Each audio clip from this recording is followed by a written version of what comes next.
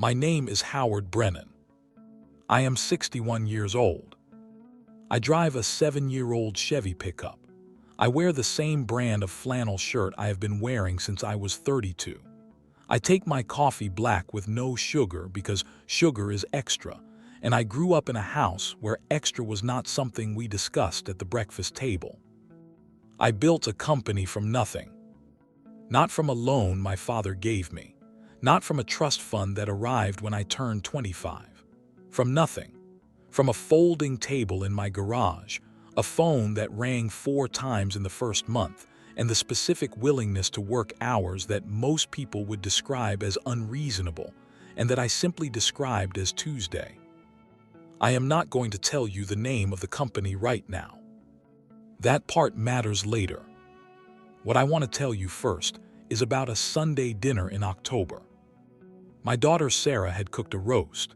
The table was set nicely.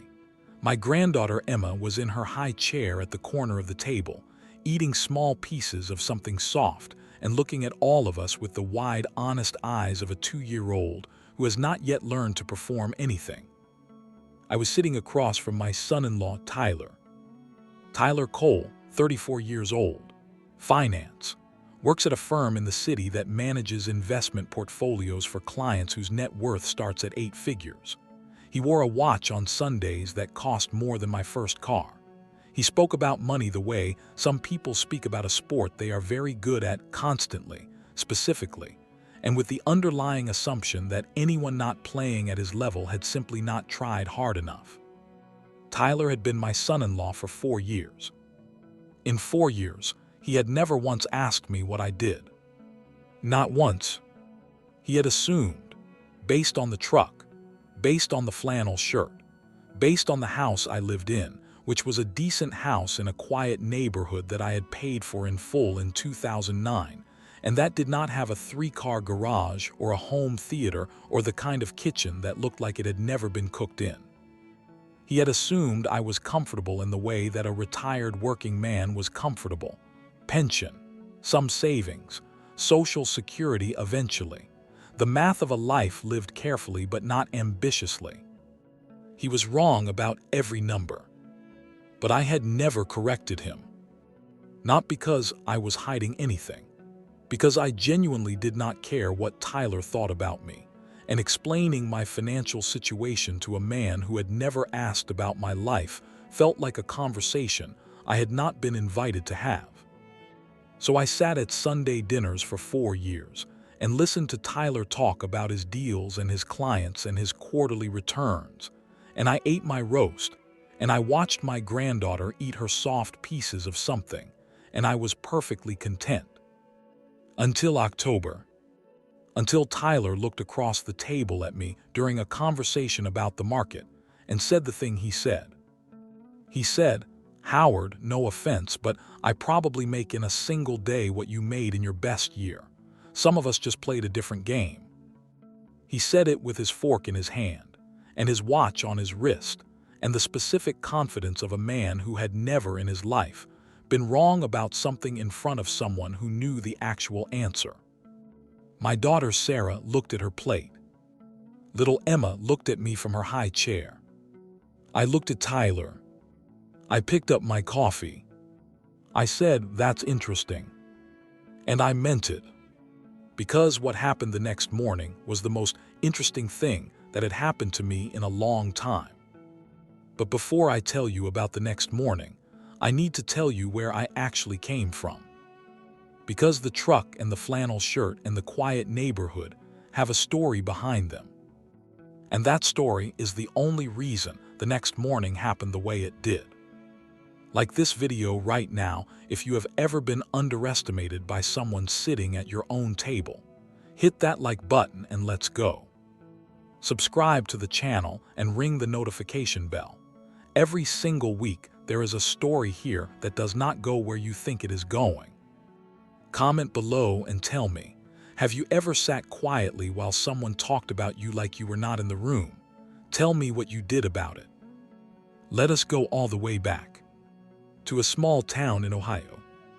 To a boy who learned what money was before he learned what it felt like to have any.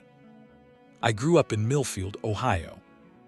If you have never heard of Millfield, Ohio, that is because Millfield, Ohio has never needed anyone outside of it to know it exists.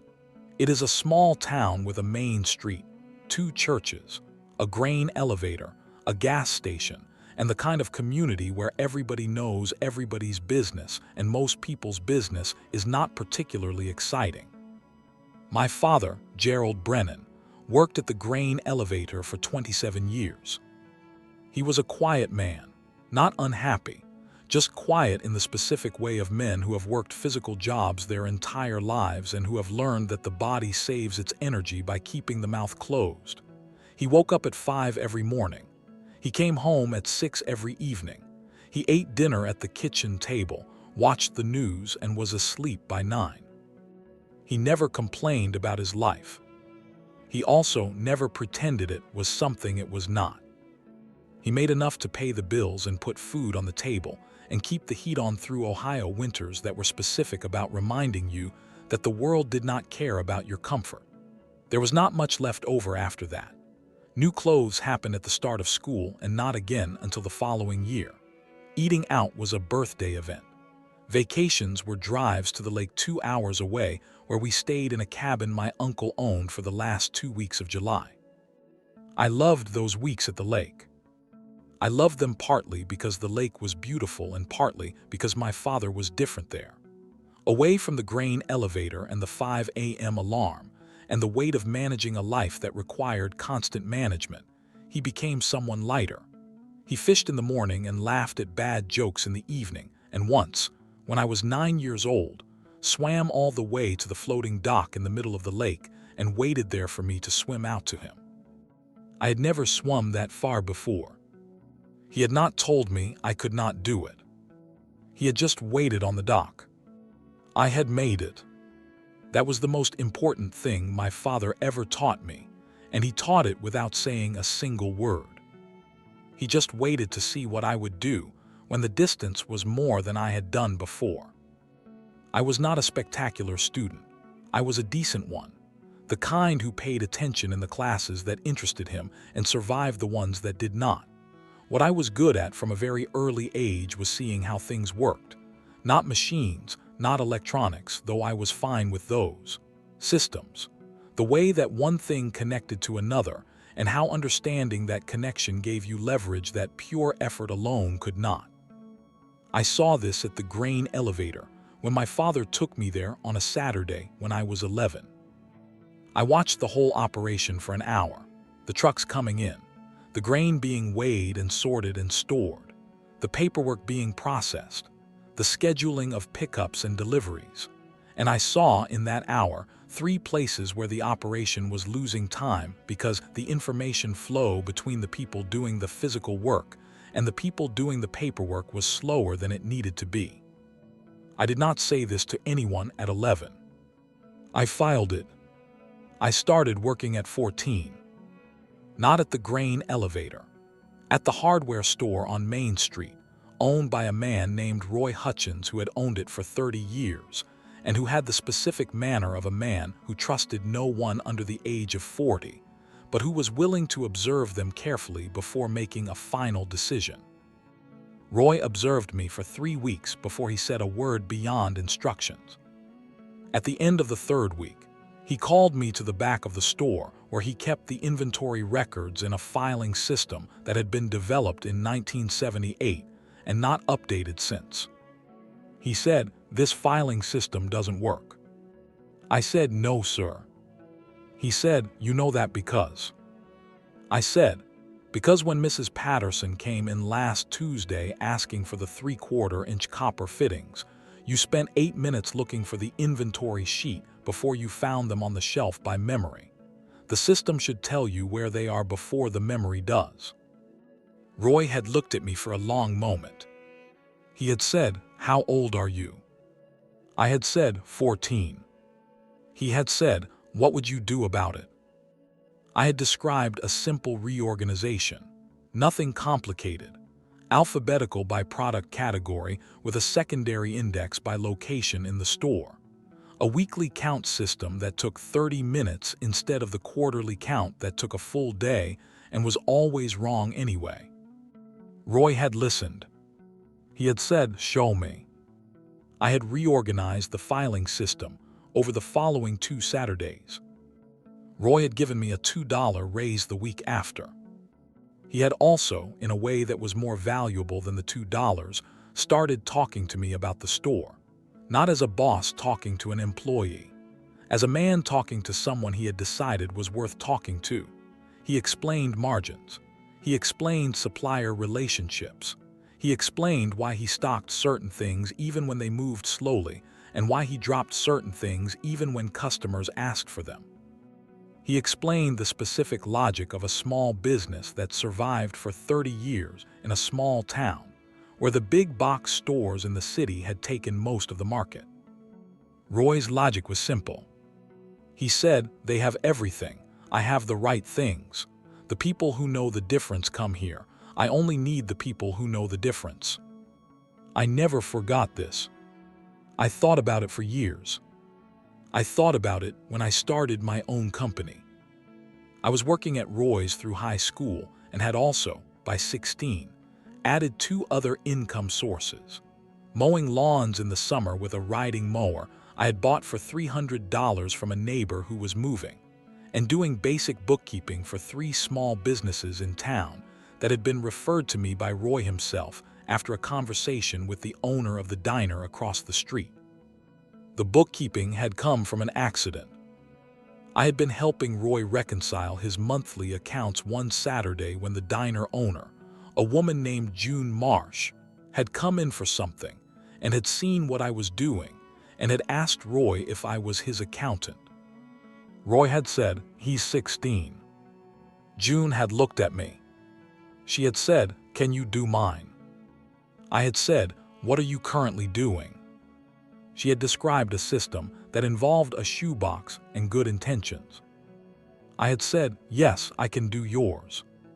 $40 a month, cash.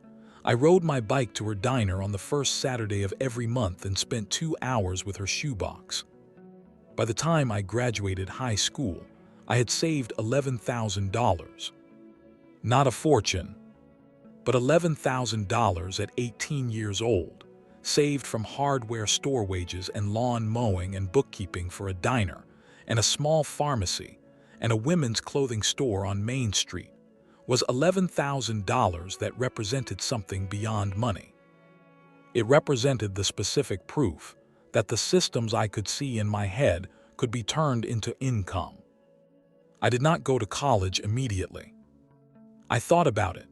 I had been accepted to a state school, but the cost of going felt like the wrong trade at that specific moment, and I had learned from Roy and from my father and from the floating dock in the middle of the lake that timing was a real thing, and that the right move at the wrong time was still the wrong move. The right move at that specific moment was to take the job I had been offered by a small logistics company in Columbus that was owned by a man named Frank DeLuca, who had heard about me through a cousin of Roy's who had done some business with Frank, and who had described me, apparently, as the most organized teenager he had ever encountered. Frank had called me. I had driven to Columbus and sat across from him in an office that smelled of coffee and old carpet, and had told him what I could do.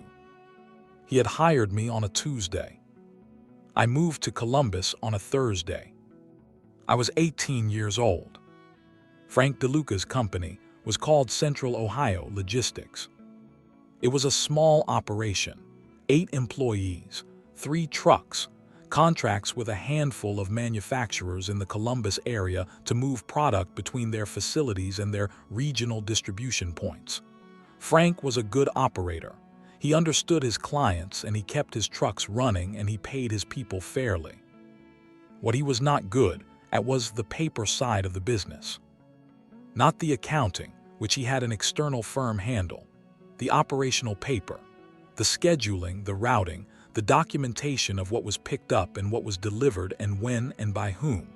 It was managed through a combination of handwritten logs, phone calls, and Frank's memory, which was good, but which was also the single most fragile part of the entire system. If Frank got sick or was unreachable, The operation slowed to a confused walk. I had seen this on my second day. I had spent my first 3 months documenting everything, not changing anything, just watching and writing down what I saw, how the scheduling worked, where the information gaps were, where the delays happened, where the same problem appeared in different forms. At the end of 3 months, I had asked Frank for 30 minutes. I had shown him what I had found. Not in an aggressive way, not as a critique, as a map of the territory he already knew, drawn clearly enough that the paths he had not been taking became visible. Frank had looked at the document for a long time. He had said, "How long would it take to fix this?" I had said, "Give me 90 days to build the system, another 30 to train everyone on it, then it runs itself."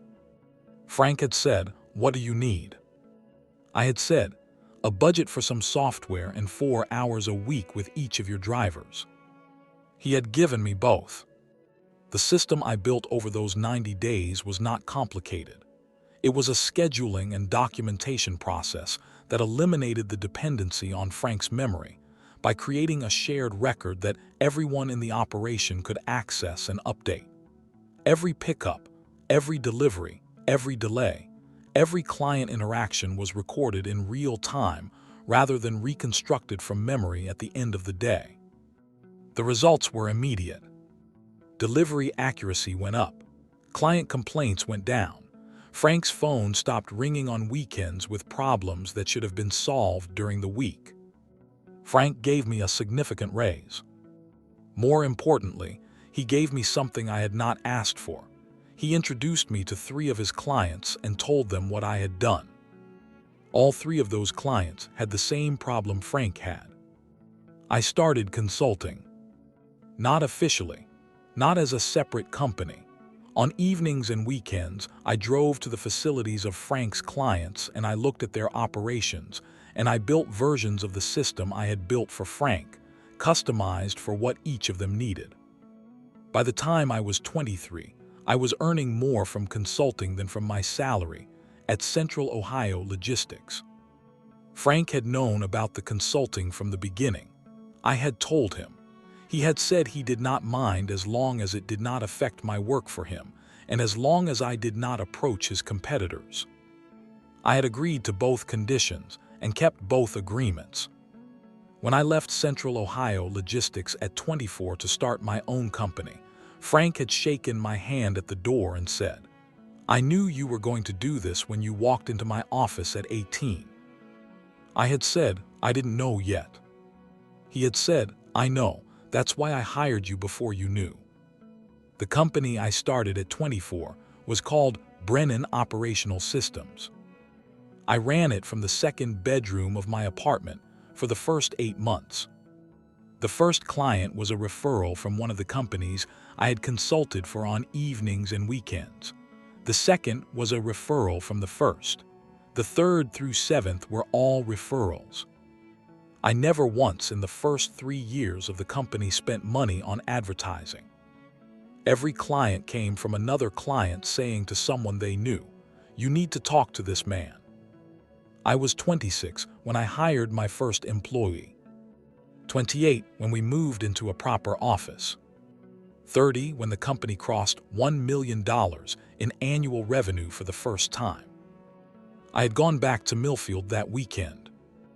I had sat at my father's kitchen table. I had told him the number. Gerald Brennan had looked at his coffee for a moment. Then he had looked at me. He had said, "Your grandfather built houses with his hands for 40 years and never made $1 million in his life." He had said it not with bitterness, but with the specific weight of a man who understood what a number represented beyond the number. I had said, "I know, Dad." He had said he'd be proud. That was the conversation. We had eaten dinner. He had gone to sleep by 9. I had driven back to Columbus thinking about my grandfather, who I had only met 3 times before he passed away when I was 7, and who had built houses with his hands, and whose hands I could still remember, large and rough, and specific in the way that hands were specific when they had been used for real things for a long time. I had built a company the way he built houses. One client at a time. One referral at a time. One system at a time. The company was now, at the point of the Sunday dinner in October, worth significantly more than the number I had told my father when I was 30. Significantly more. Tyler Cole did not know this number. He had never asked. He had looked at my truck and my flannel shirt and my quiet neighborhood, and he had made a calculation. The calculation was wrong by a factor that would have made his watch look inexpensive. Sarah had come along when I was 32. That is her story and not mine to tell in full, but the short version is this. I met her mother, Carol, at a client dinner in Columbus in 2001. Carol was a graphic designer. Warm, funny, direct in the way that I had always found appealing, because directness was the thing I was built around, and people who were not direct had always required more energy from me than I had to give. We married in 2002. Sarah was born in 2003. Carol passed away in 2015. Cancer, fast and brutal, and the specific kind of loss that changes the architecture of every day after it. Sarah was 12 when her mother passed away. I raised her from 12 to 22 alone. 10 years of school events and teenage arguments and college applications, and the specific terror of being the only parent of a daughter when you are a man who is better at operational systems than at emotional navigation, and who is trying every single day to be better at the second thing, because the first thing does not help your daughter when she is 15 and sad in ways she cannot explain. I was not a perfect father. I was a present one. Every game, every concert, every school meeting, every Saturday morning when she wanted to sleep, until noon, and I made pancakes anyway and left them on the counter so they were there when she came down. Every hard conversation that I did not know how to start, but started anyway because the alternative was a silence that cost more than the awkwardness. Sarah grew up in the company of a father who worked hard and spoke plainly, and had more money than his truck suggested, and who had never needed anyone outside his own table to know what he was worth. She knew what he was worth. She had always known. She had never told Tyler. Not because she was hiding it. Because Tyler had never once in 4 years asked about her father's life in a way that suggested he actually wanted to know. He had looked at the truck. He had made his calculation. He had been wrong. And on a Sunday morning in October, the morning after the dinner, the morning after the thing he said about what he made in a day, Tyler Cole found out exactly how wrong he had been. Subscribe right now. The next section is where the morning starts and where Tyler's very specific mistake begins to come apart. Stay here. Tyler Cole grew up in Westerville, Ohio, which is not Millfield. Westerville is a suburb of Columbus with good schools and well-maintained lawns, and the kind of consistent middle to upper middle class stability that produced, in certain children, the assumption that the stability was a personal achievement rather than a circumstance of birth. Tyler was one of those children. His father, Dennis Cole, was a financial advisor, successful in the specific way of a man who had built a solid practice over 30 years by being reliable rather than brilliant. His mother, Linda, had taught elementary school until Tyler was in middle school and had then stopped working to manage the household and the social calendar that Dennis's career required. Tyler had grown up with a nice house, 2 family vacations a year, a car when he turned 16, and a college fund that covered 4 years at a good school without requiring loans or part-time jobs or any of the specific calculations that had defined my own entry into adulthood. He had studied finance at Ohio State.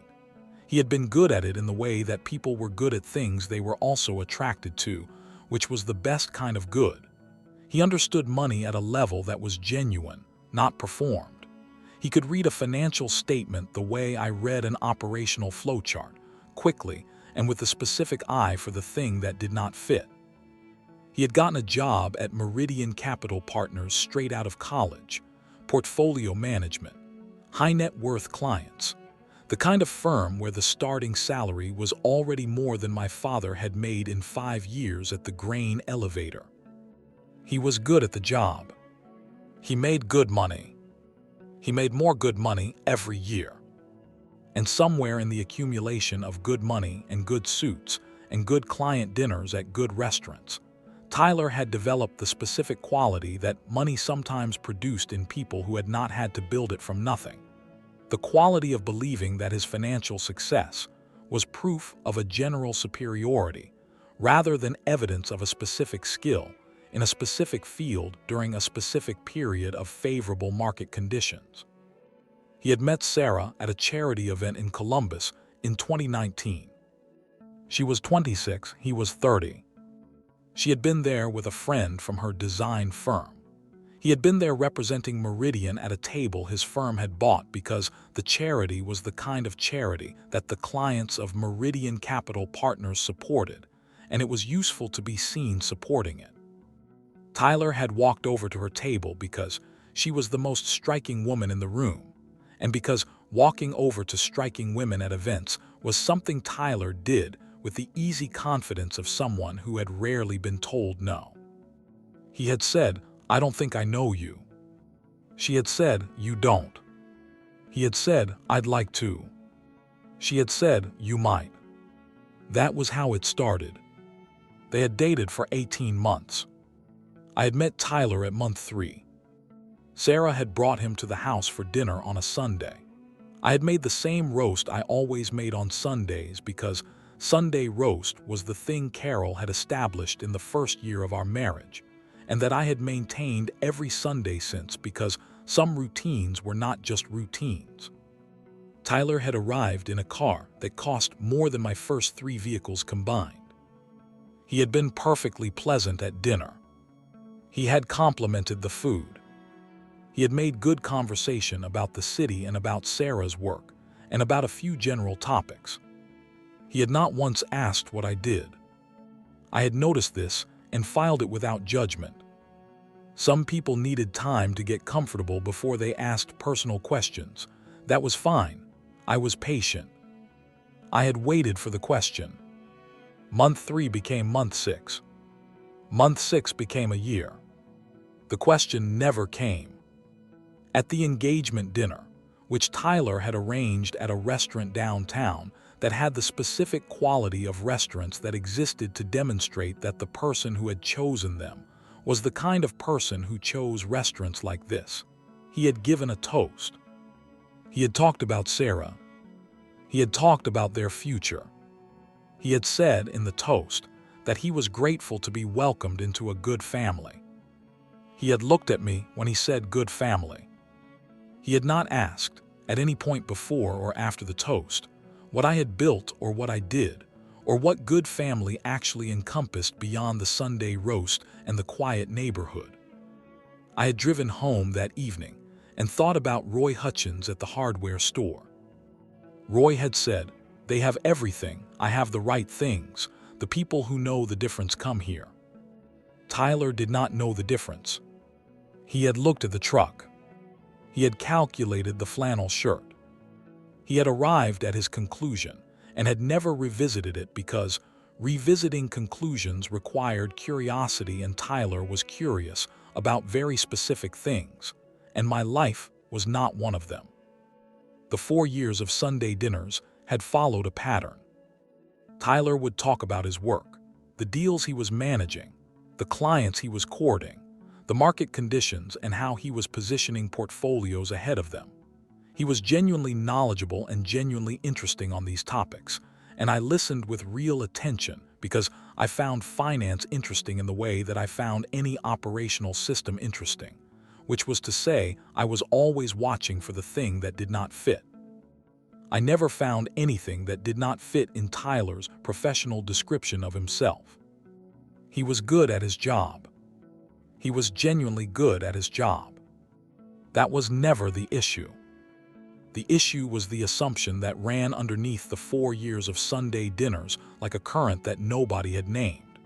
The assumption that Tyler had succeeded, and that I had been comfortable, and that success and comfort were different categories occupied by different kinds of people, and that the people in the success category and the people in the comfort category looked at money differently and understood the world differently and ultimately were different in ways that mattered. Tyler was in the success category. I was in the comfort category. This was his understanding. He had arrived at it in the first 10 minutes of meeting me and had never found a reason to change it. Until October. The Sunday dinner in October had started normally. Sarah had made the roast because she had inherited the recipe and the Sunday tradition when she got married, which was one of the things I loved about her. The way she carried forward the things that mattered without being asked. Emma was in her high chair, 2 years old. She had her mother's eyes and my stubbornness and a laugh that came out of nowhere and could rearrange the energy of an entire room in half a second. I had brought wine because I always brought wine to Sunday dinner.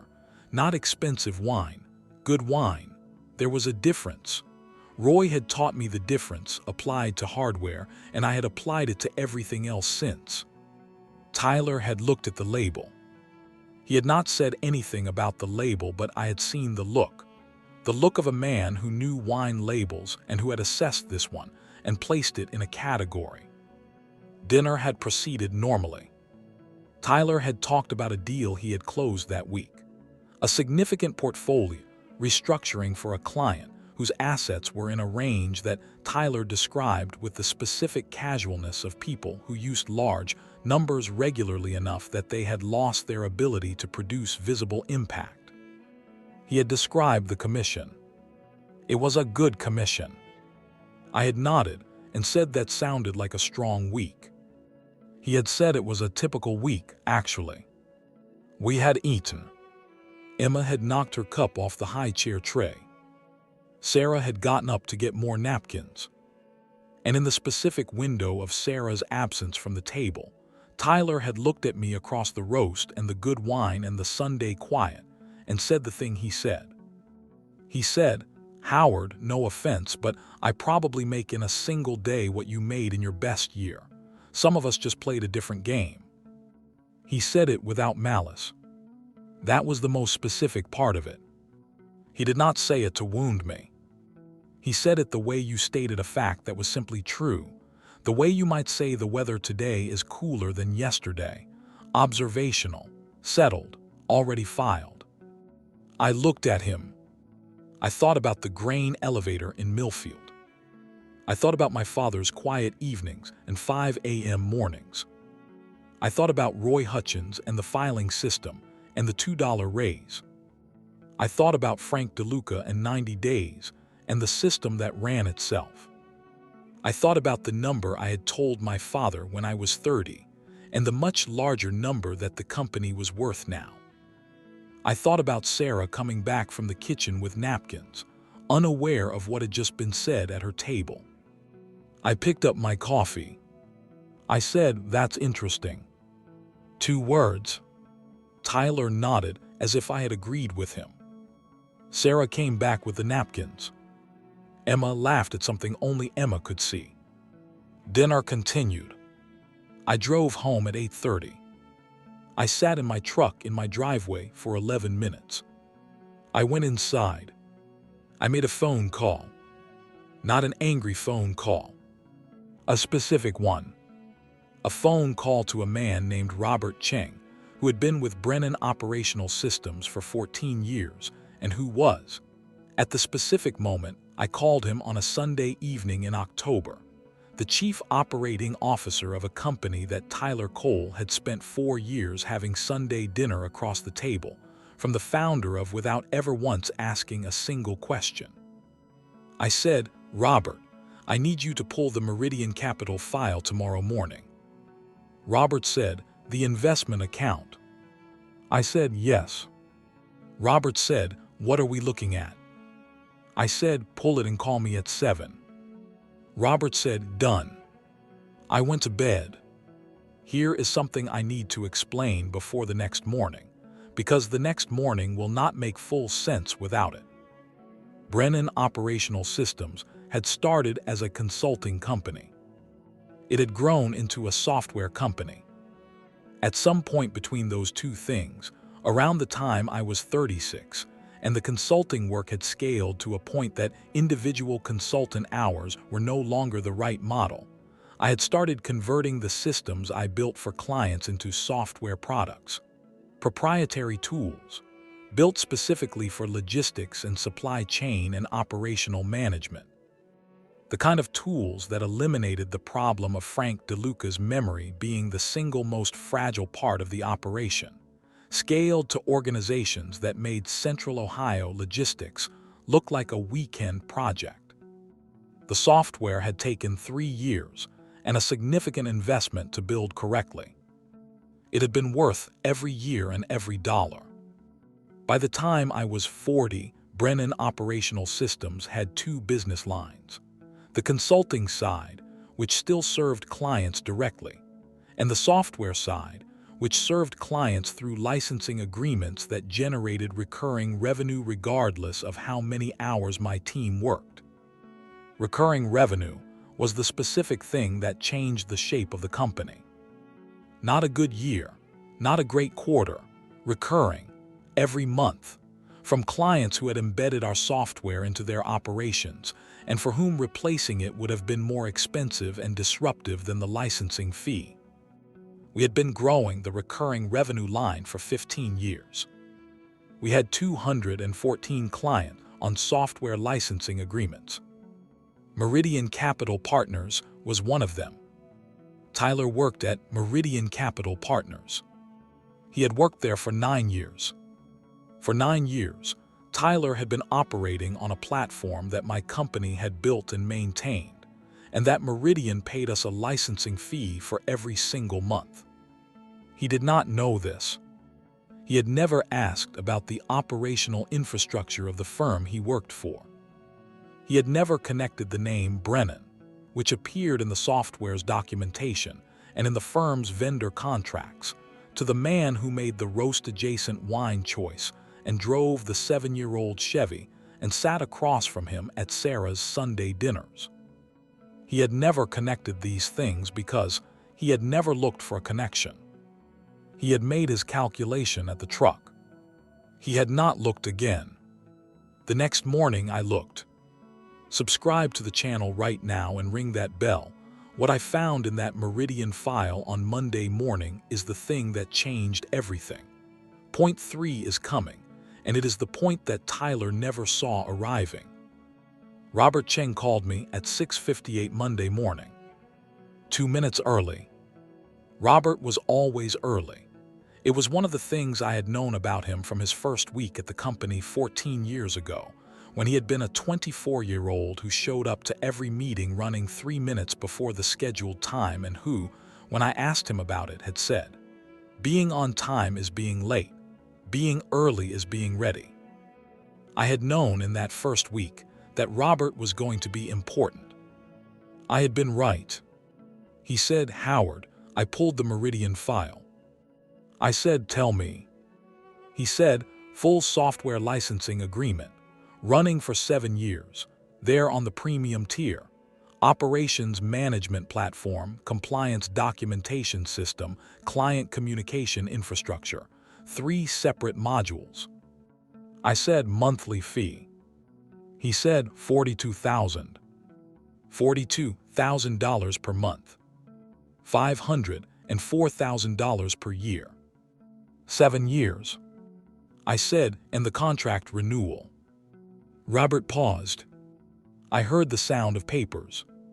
He said, "That's the interesting part. The renewal window opens in 30 days. They're in the notification period. If they don't renew within the next 30 days, the licensing agreement lapses and the software access is suspended pending a new agreement." I said, "Who is our contact at Meridian?" Robert said, "Senior VP of Operations, man named Barrett Walsh. We've had the same contact for 5 years. He's reliable. I said, is he above or below the partner level? Robert said, he's a senior VP, not a partner, reports to the managing partner. I said, who is the managing partner? Robert said, a man named David Park. He's been managing partner for 4 years. I said, Robert. He said, yes. I said, I want to take the Meridian renewal meeting personally, not Barrett, not the sales team, me. Robert was quiet for a moment. In 14 years, I had personally attended fewer than 10 client meetings. I had built the company to run without my daily presence in every client relationship. That was the point of the operational systems. That was what I had built. The company should not depend on the founder being in every room. Robert knew this. My attending a renewal meeting personally was not a normal thing. He said, do you want to tell me what's going on? I said, I'll explain later. Schedule the meeting with Barrett Walsh for this week. Tell him the founder is personally overseeing the renewal this cycle. Use those words exactly. Robert said, done. Anything else? I said, pull the full operational dependency report for Meridian, every module, every integration, every process in their operation that touches our software. I want to know exactly what breaks if the licensing lapses. Robert said, that's going to be a significant list. I said, I know. He said, Howard, is everything okay?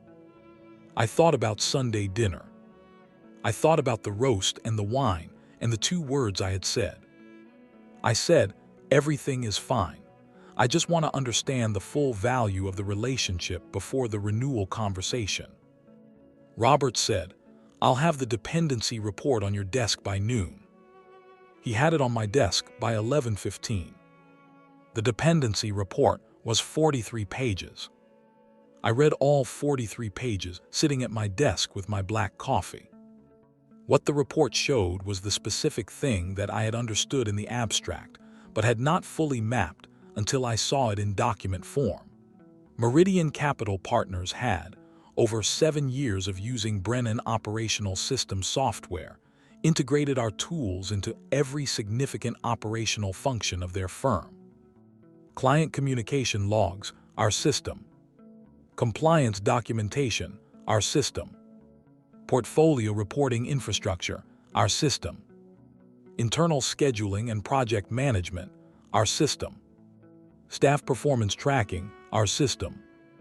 Every one of these functions was, at the operational level, running through software that my company had built and that Meridian's licensing agreement with us maintained.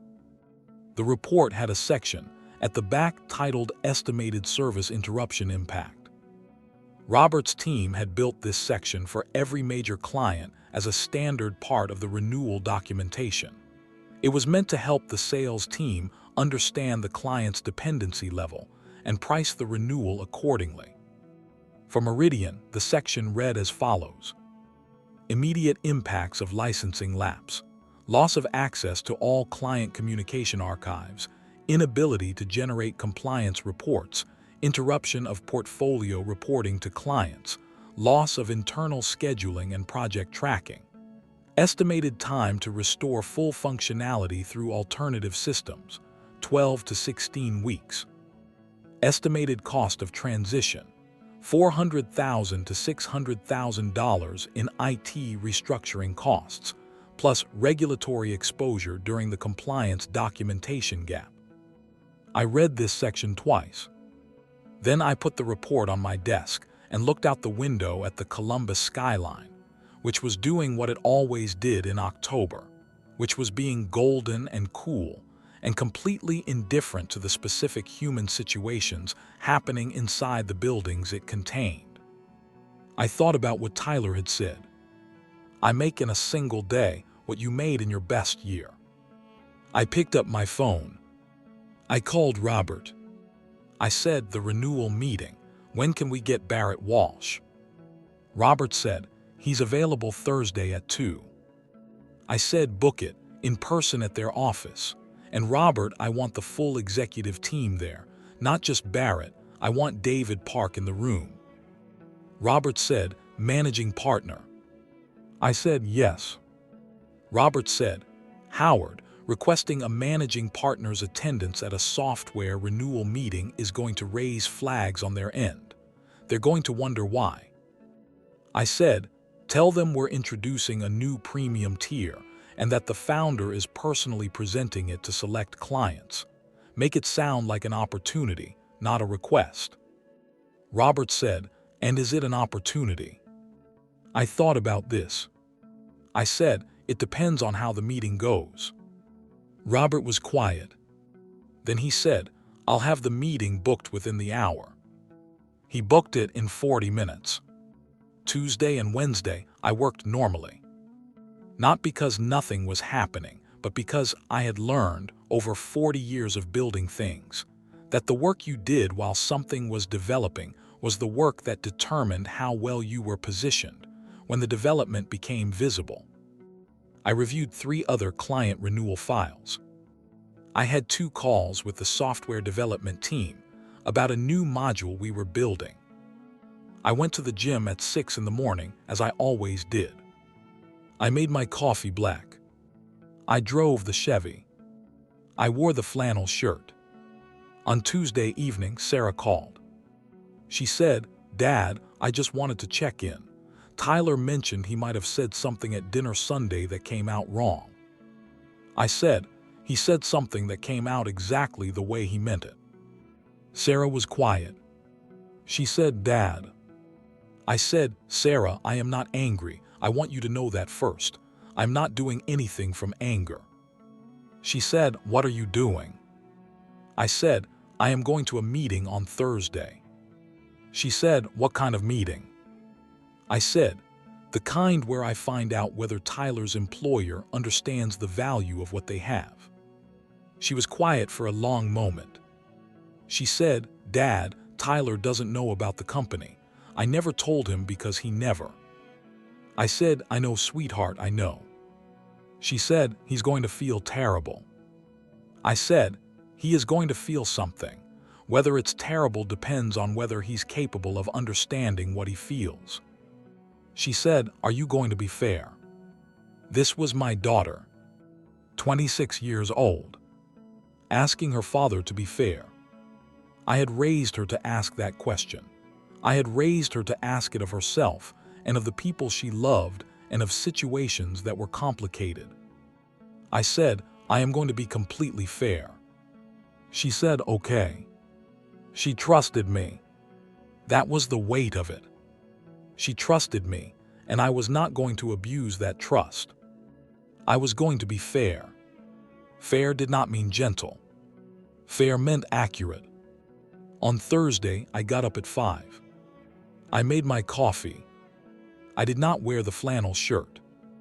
I wore a suit that I kept in a dry cleaning bag in the back of my closet for the specific occasions that required it. Not an expensive suit in the way that Tyler's suits were expensive.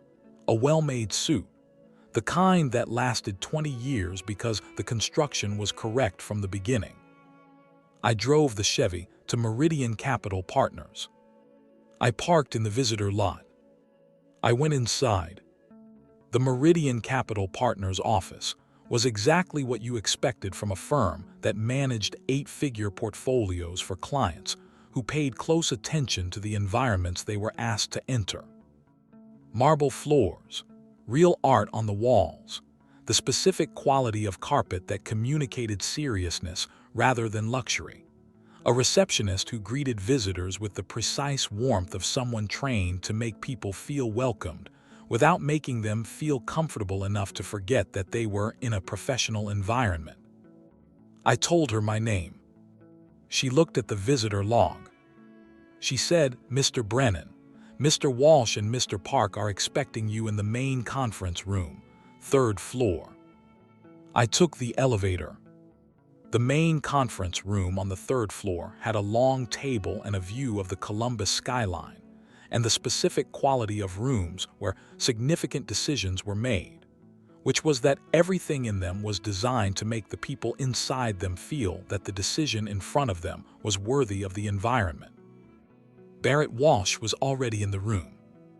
He was 52, silver-haired, the kind of operational executive who had seen everything and was therefore not surprised by much.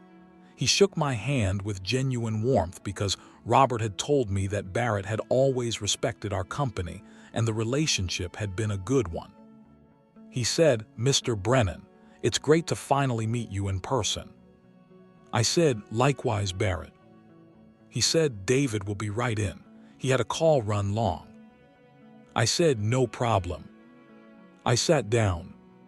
3 minutes later, David Park came in. Managing partner, 55. The specific manner of a man who ran something significant and who was accustomed to being the most important person in most rooms he entered. He shook my hand.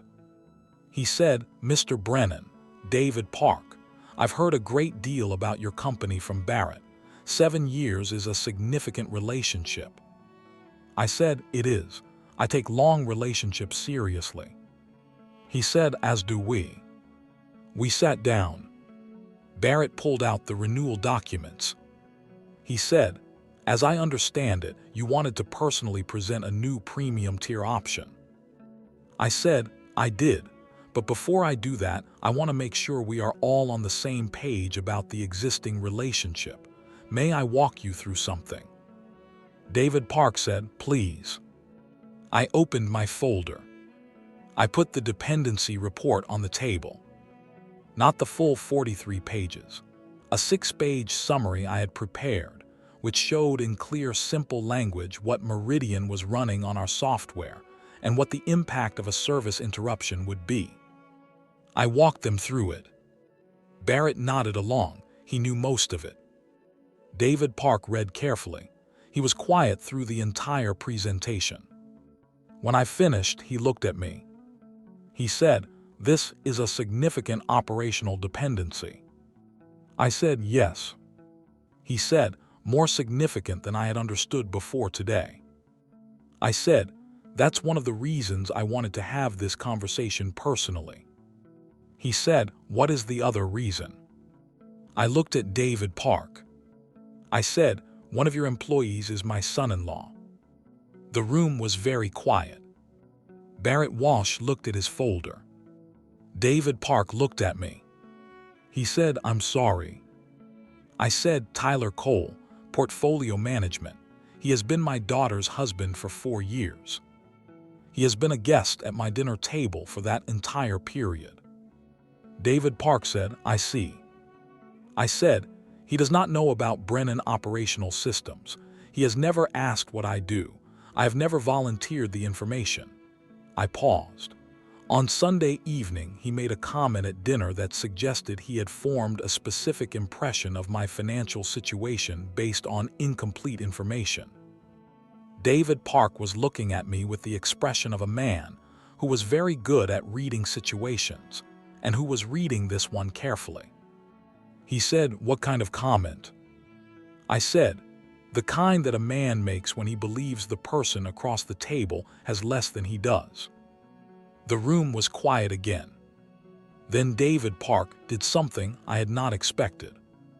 He leaned back in his chair. He almost smiled. He said, "Mr. Brennan, what exactly are you proposing?" And I told him. Subscribe right now. Point 4 is where Tyler's Monday morning starts, and where everything he thought he knew lands in a completely different place. You need to see this. Tyler Cole's Monday morning started normally. He woke up at 6:30.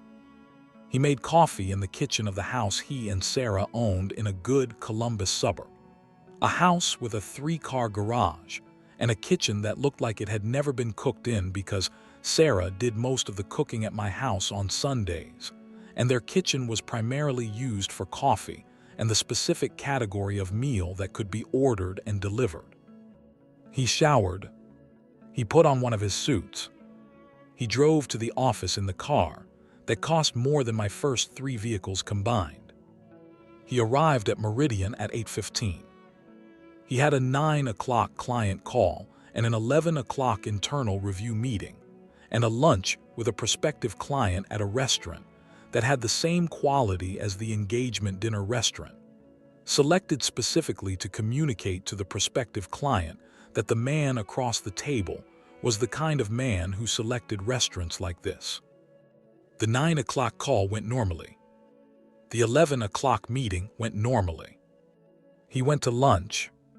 The lunch went normally. He drove back to the office at 1:30. He sat at his desk. He opened his computer. He pulled up the portfolio management platform to review the afternoon's client accounts. The screen showed him something he had never seen before. A message that said, "Access suspended, licensing review in progress. Please contact your system administrator." He blinked. He refreshed the screen. Same message. He tried a different module, the client communication system, same message. He tried the compliance documentation tool, same message. Every piece of software his daily work depended on was showing the same suspension notice. He got up from his desk and walked to the desk of his colleague Marcus, who sat 2 rows over. He said, "Marcus, are you getting a system access error?" Marcus looked at his screen. Marcus said, "No, everything looks fine to me." Tyler walked back to his desk. He tried again. Same message. He called it. The IT help desk picked up on the second ring. A man named Kevin who handled all of Meridian's technical issues and who had, in Tyler's experience, a resolution time of between 15 minutes and an hour for most problems. Tyler said, "Kevin, I'm getting a licensing suspension notice on all the BOS modules. Can you look into it?" Kevin said, "BOS, that's Brennan Operational Systems." Tyler said, "Yes." Kevin said, "Let me check the account status." Tyler heard typing. Kevin said, "Huh." Tyler said, "What?" Kevin said, "The account shows an access suspension at the user level, not a technical issue. It looks like it was applied to your specific credentials." Tyler said, "My credentials specifically?" Kevin said, "Yes, every other user in the firm has normal access. Your login credentials have been individually suspended." Tyler said, "How does that happen?" Kevin said, "It would have to come from the vendor side. Brennan Operational Systems would have to apply it specifically to your account." Tyler was quiet for a moment. He said, "Is there someone I can call at Brennan?" Kevin said, "I'd go to Barrett Walsh first. He manages the vendor relationship on our end." Tyler said, "Okay, thanks, Kevin." He called Barrett Walsh. Barrett's assistant said Barrett was in a meeting and would call back. Tyler went back to his screen and stared at the suspension notice. He could not do his job. Every tool he used was suspended. His client accounts were inaccessible. His communication logs were inaccessible. His compliance documentation was inaccessible. He sat at his desk for 20 minutes feeling the specific discomfort of a man whose professional efficiency had been entirely removed and who had no immediate path to restoring it. At 2:15, Barrett had not called back. Tyler made a decision. He was going to go to David Park, not his direct supervisor, the managing partner. This was not a normal move. You did not go to the managing partner over an IT issue. The organizational hierarchy existed for reasons, and bypassing it was the kind of thing that was noticed and remembered. But Tyler had 3 client calls scheduled for the afternoon. 3 calls where he would need access to systems he currently could not access, and the 45-minute window before the first call felt like the only window he had. He walked to David Park's office. He knocked on the open door. David Park looked up from his desk. He said, "Tyler." Tyler said, "I'm sorry to bother you directly, David. I have a situation with my system access, and I have client calls starting at 3, and I can't reach Barrett. David Park looked at him for a moment. Then he said, "Come in, sit down." Tyler sat. David Park said, "What kind of system access issue?" Tyler explained the suspension notice. David Park listened. His expression was the expression of someone who already knew something and was receiving a description of it from someone who did not know they knew it. He said, "Interesting. What do you know about Brennan Operational Systems?" Tyler said, "It's the software vendor. We've used them for years. I've never had a problem before." David said, "Do you know anything else about them?" Tyler said, "Not really. They're a Columbus-based company, solid product. I've never had direct contact with them." David Park said, "Tyler, I want to ask you something and I want you to think about it before you answer." Tyler said, "Okay." David said, "What do you know about your father-in-law's professional background?" Tyler's face did the thing that faces did when a question arrived from a completely unexpected direction. He said, "Howard." David said, "Yes." Tyler said, he's retired, I think, or semi-retired. He did some kind of consulting, I believe. I've never asked directly, to be honest." David Park looked at him. He said, "You've been married to his daughter for 4 years, and you've never asked what he does." Tyler said, It didn't seem, he never brought it up." David Park stood up. He walked to his desk phone. He dialed an extension. He said, "Can you send Mr. Brennan in, please?" Tyler looked at David Park. He said, "Send who?"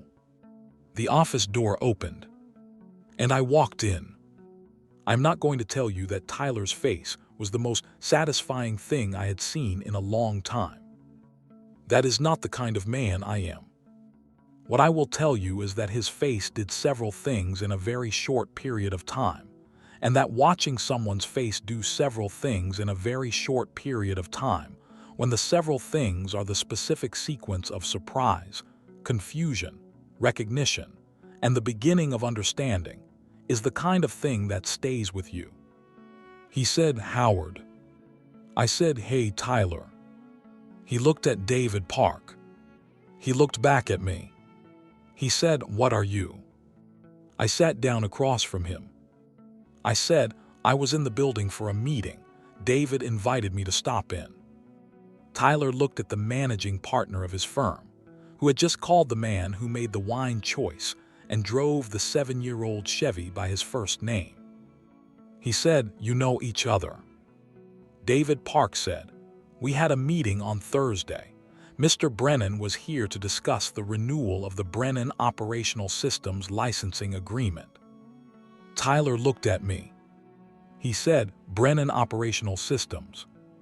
I said, "My company." He said, "Your company?" I said, "Yes." He said nothing for a moment. I could see the calculation happening, the same calculation he made at the truck, but this time the numbers were different and the calculation was producing a result he had not budgeted for.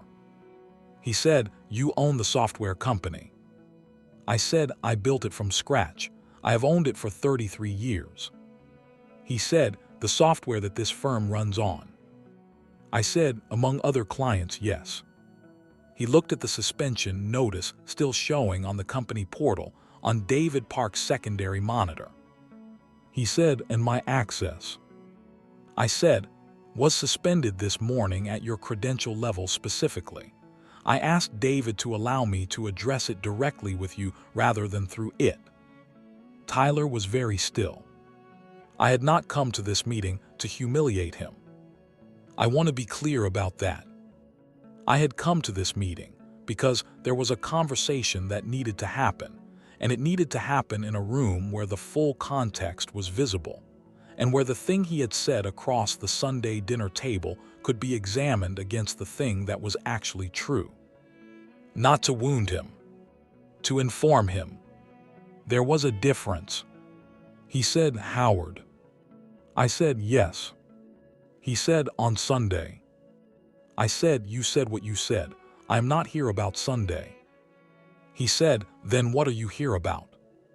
I said, "I am here about the same thing I am always here about, the relationship, what it is worth, whether the people involved in it understand what they have."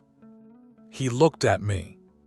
I said, "You have spent 4 years at my daughter's table. You have never once asked what I built. You assumed you understood my situation based on information you did not verify." He said nothing. I said, "In business, we call that an incomplete assessment. It leads to decisions that look correct and are wrong." David Park was sitting very quietly in his chair. Tyler said, "What are you going to do?" I said, "About what?" He said, "The account, the licensing, the..."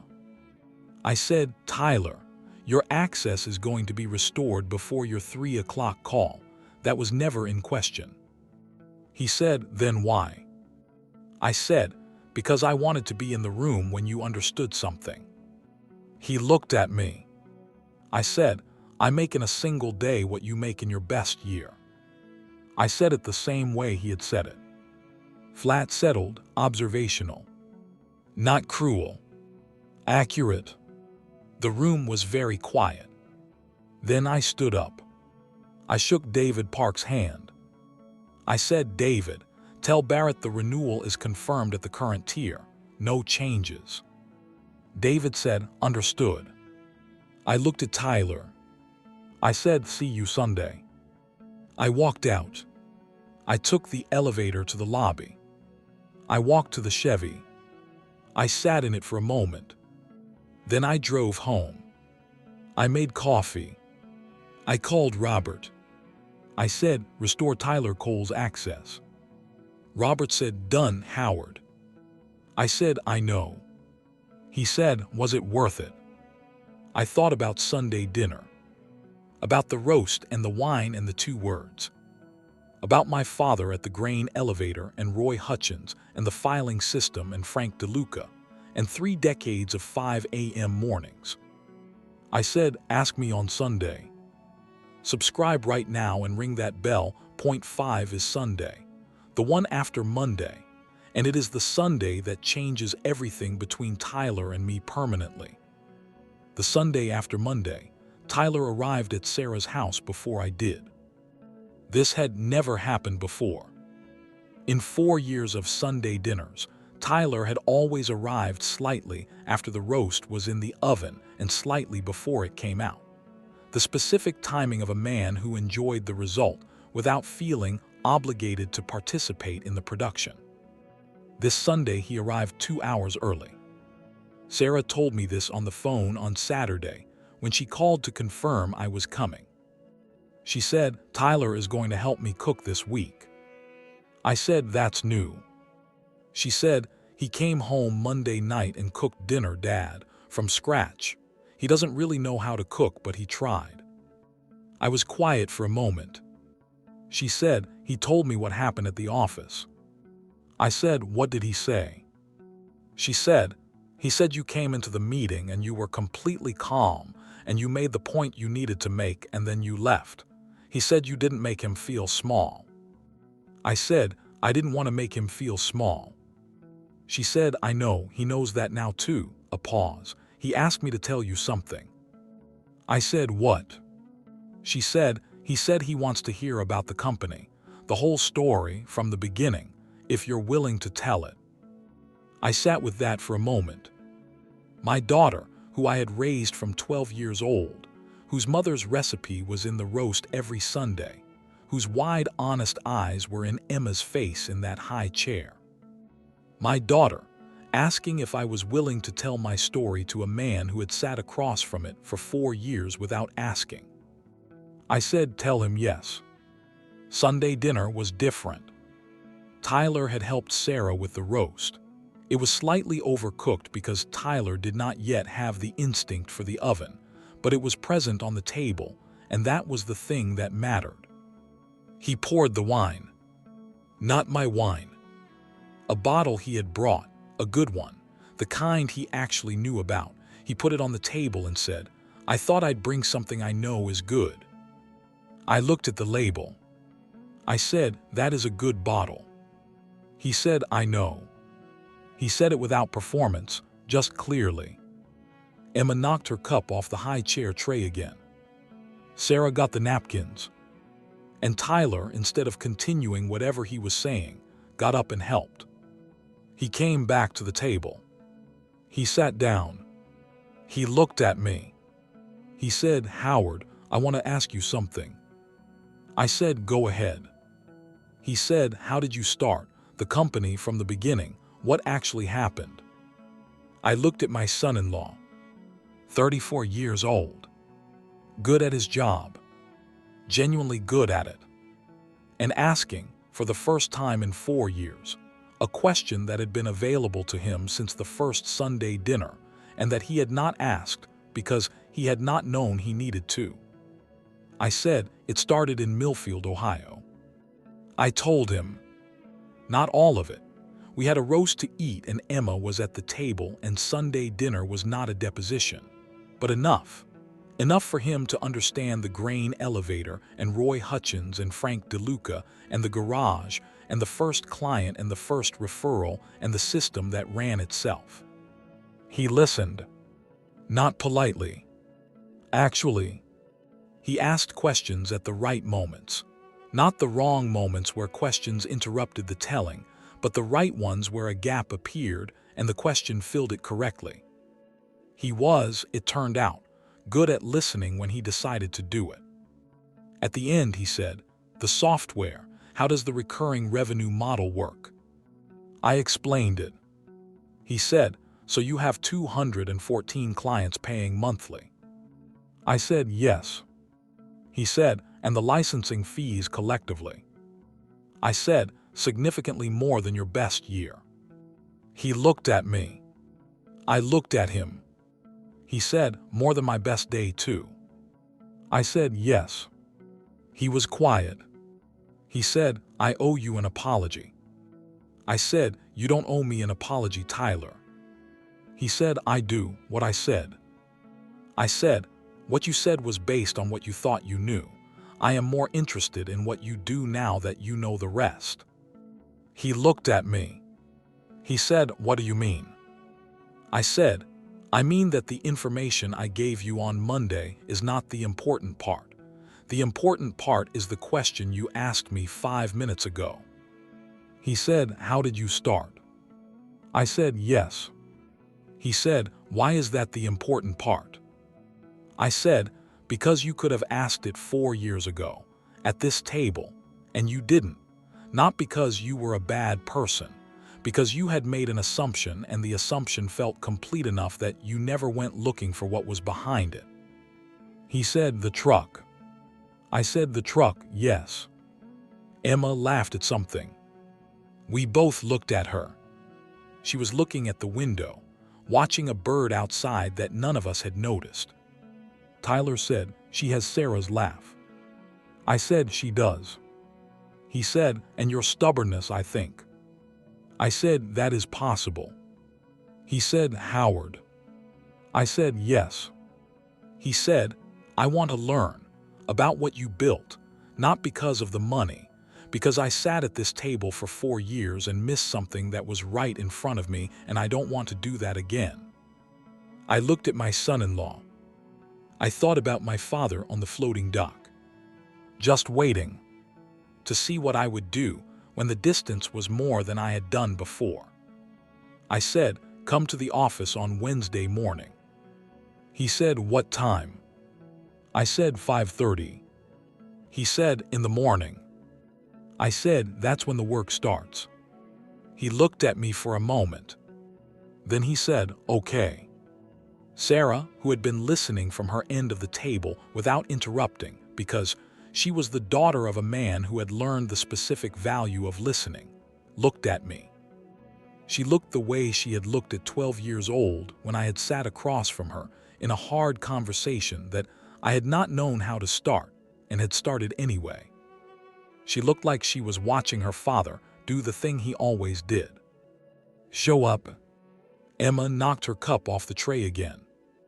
We all looked at her. She looked back at all of us with the wide, honest eyes of a 2-year-old who had no idea what was happening at the table and who was entirely comfortable with that. I picked up her cup. I handed it back. She took it. She looked at me. She said, "Papa." First time she had called me that. I held it for a moment. Then I said, "Yeah, baby, that's me." So that is the story. My name is Howard Brennan. I am 61 years old. I drive a 7-year-old Chevy pickup. I wear the same brand of flannel shirt I have been wearing since I was 32. I take my coffee black. And my son-in-law, who sat across from me for 4 years and never once asked what I had built, called me on a Monday morning to ask about a suspended software account, and found out that the man he had called a comfortable old man was the founder of the company whose software his entire professional operation ran on. He found out not because I forced the issue. Because on a Sunday evening, he said something across a roast that was slightly overcooked by my standards, and I said 2 words and picked up my coffee and made a phone call. Here is the thing I want to leave you with. Not about the money, not about the software or the recurring revenue or the 214 clients. The thing I want to leave you with is this. Tyler was not a villain. He was a person who made an assumption and never revisited it. We all do this. We look at the truck and the flannel shirt and the quiet neighborhood, and we file the person in a category, and we stop looking. The problem is not the assumption. The problem is the stopping. My father never stopped looking. He watched me swim out to the floating dock when I had never swum that far before, and he waited to see what I would do.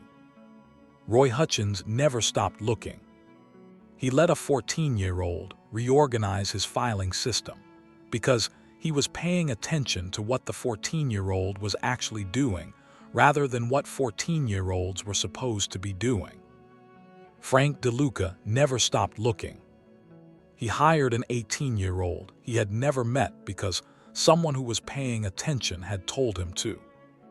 The people who built my life, the real building of it, not the money but the direction, were all people who did not stop at the first impression. Tyler stopped. He found out the cost of stopping. He showed up on Wednesday morning at 5:20. 10 minutes early. I handed him a coffee. Black. He looked at it. He said, "Do you always drink it like this?" I said, "Since I was 19. He said, "Why?"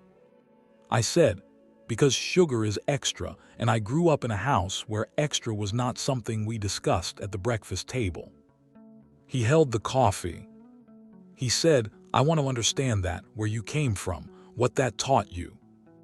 I said, "That's going to take more than one Wednesday." He said, "I know."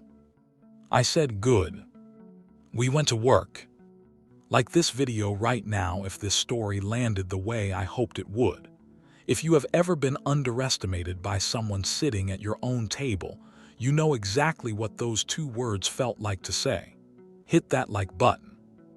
Subscribe to the channel and ring that notification bell.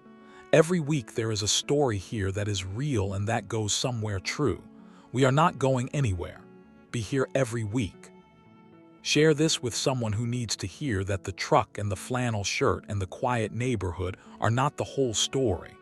With someone who has been building something in silence for a long time and who has never needed anyone to know it. Send it to them. Let them see themselves in it. Comment below and tell me, what is the thing about you that people consistently underestimate? Tell me what it is and how you found out they had. We read every single comment and every single one matters. This is the channel. See you next week. The coffee is black. The work starts at 5:30. That is all you need.